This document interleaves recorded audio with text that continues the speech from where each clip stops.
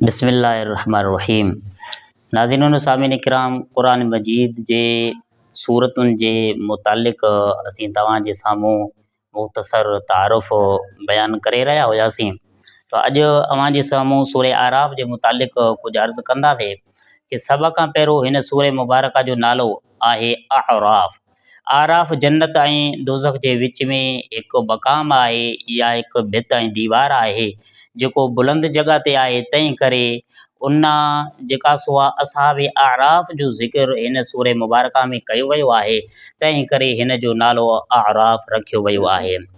इन खां बाद में हीअ सूरह मुबारक मक्की सूरत आहे ऐं हिन सूरह मुबारक जो रुकू 24 ऐं आयत 206 आहिनि। नुज़ूल मुबारक जो ज़मानो सूरह अनआम ऐं सूरह आराफ़ हुज़ूर मुस्तफ़ा करीम सल्लल्लाहु अलैहि वसल्लम जन जे मक्की ज़िंदगी जे आख़िरी हिस्से में नाज़िल थियूं, तंहिं करे इहो जेका सो आहे इन जो नुज़ूल जो ज़मानो आहे।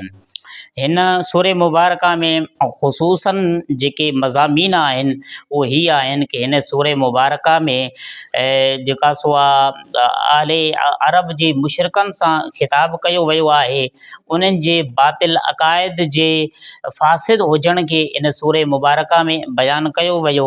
ऐं उन्हनि जे ज़िद्दी मिज़ाज ऐं उन्हनि जे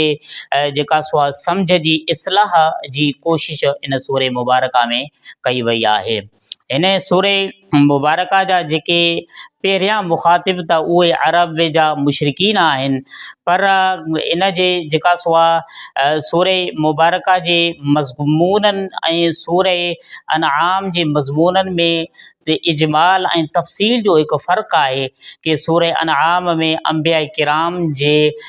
इजमालनि ऐं इशारतनि उन्हनि जो ज़िक्र कयो वियो, पर सूरह आराफ़ में तफ़सीलन गुज़श्ता अंबिया किराम जो नाला मुबारक आणे करे उन्हनि जो तफ़सीलन ज़िक्र कयो वियो आहे। जीअं हज़रत सैयदना हूद अलैहिस्सलातु वस्सलाम, हज़रत सालेह अलैहिस्सलाम, हज़रत शुआइब अलैहिस्सलाम, हज़रत आदम अलैहिस्सलाम, हज़रत मूसा अलैहिस्सलातु वस्सलाम, उन्हनि जा नाला मुबारक आणे करे ऐं उन्हनि जे जेका सो आहे मिलियल उन्हनि जी तकलीफ़ुनि ऐं उन्हनि जी दावत ऐं उन्हनि खे ईज़ाउनि जो जेका सो आहे हिन सूरह मुबारक में ज़िक्र आंदो वियो आहे ऐं उन्हनि जी जेका सो आहे उम्मतुनि जे तरफ़ां जेके तकलीफ़ूं उन अंबिया किराम खे मिलियूं ऐं उन्हनि जो बि ज़िक्र कयो वियो आहे। ऐं हिन सूरह मुबारक में ख़ुसूसन बिलख़ुसूस हज़रत सैयदना मूसा अलैहिस्सलातु वस्सलाम जन जो तफ़सील सां ज़िक्र कयो वियो आहे ऐं संदन उम्मत जे मथां कि तूफ़ान जो अज़ाब जो अचणु ऐं उन खां अलावा कि टिॾीअ जो अज़ाब अचणु ऐं जूअनि जो अज़ाब ऐं ॾेॾरनि जो अज़ाब ऐं रत जो अज़ाब, इन्हनि जो ज़िक्र हिन सूरह मुबारक में आंदो वियो आहे। ऐं उन खां अलावा हज़रत मूसा अलैहिस्सलातु वस्सलाम जंहिंजे तूर सीना ते वञणु ऐं अल्लाह सुब्हानहु व तआला जे जेका सो आहे दरबार में अर्ज़ु ऐं दीदार जो अर्ज़ु करणु कि रब्बुल आलमीन मूंखे दीदार करा ऐं अल्लाह सुब्हानहु व तआला जो फ़रमाइणु कि ऐं मूसा के तूं मूंखे हरगिज़ न ॾिसी सघंदे ऐं मुंहिंजो दीदार तूं न करे सघंदे कि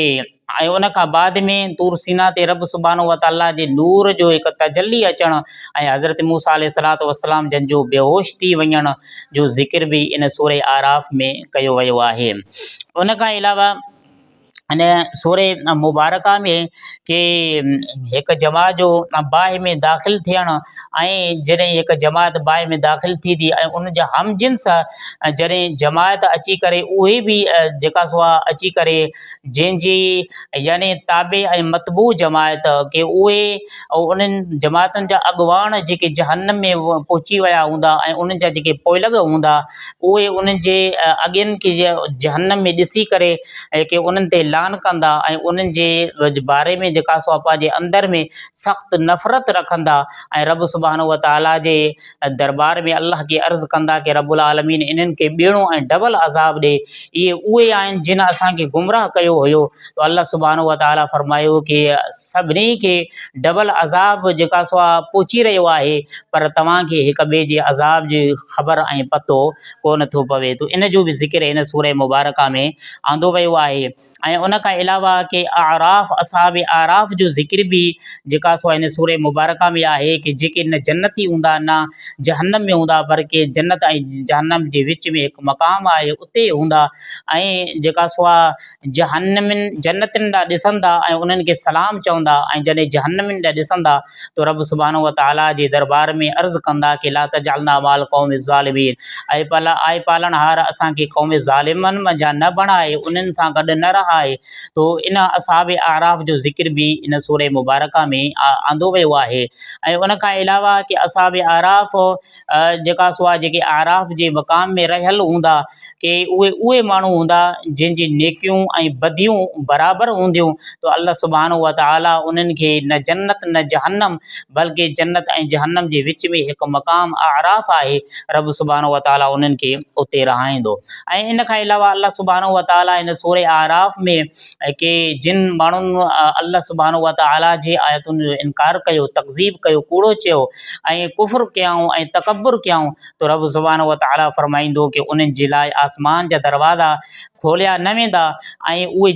जन्नत में कॾहिं बि दाख़िल न थी सघंदा। अल्लाह सुब्हानो व तआला फरमायो कि जीअं हिकु मिसाल ॾेई करे रब बयानु फरमायो कि जीअं वॾो उठ हूंदो ई वॾो आहे, उठ या उठ जहिड़ी का एॾी वॾी का शइ थुल्ही शइ उन जो सूईअ जे नंढड़े सुराख़ में दाख़िल थियणु अंदरि ऐं उन उठ जो सूईअ जो नंढड़ो सुराख़ हूंदो आहे जंहिंमां धाॻो अंदरि हलियो वेंदो आहे कि तो उठ जो उन सूईअ जे नंढे सुराख़ मां लंघणु ऐं उन मां जेका सो दाख़िल थी करे गुज़रणु नामुमकिन आहे। रब सुब्हानो व तआला फरमायो कि जिन कुफ़्र कयो, अल्लाह जे आयतनि खे कूड़ो चयो, उहे जन्नत में ईअं दाख़िल न थी सघंदा, उन्हनि जो जन्नत में दुख़ूल नामुमकिन आहे। जीअं उठ सूईअ जे नंढे सुराख़ मां अंदरि दाख़िल नथो थी सघे, तीअं उहे माण्हू बि जेका सो आहे जन्नत में दाख़िल न थी सघंदा। तो इहे जेके मुख़्तसर मज़ामीन हुया सूरह आराफ़ में बयानु कया विया हुया, उन्हनि जो असीं तव्हांजे साम्हूं मुख़्तसर अंदाज़ सां ज़िक्र कयो आहे।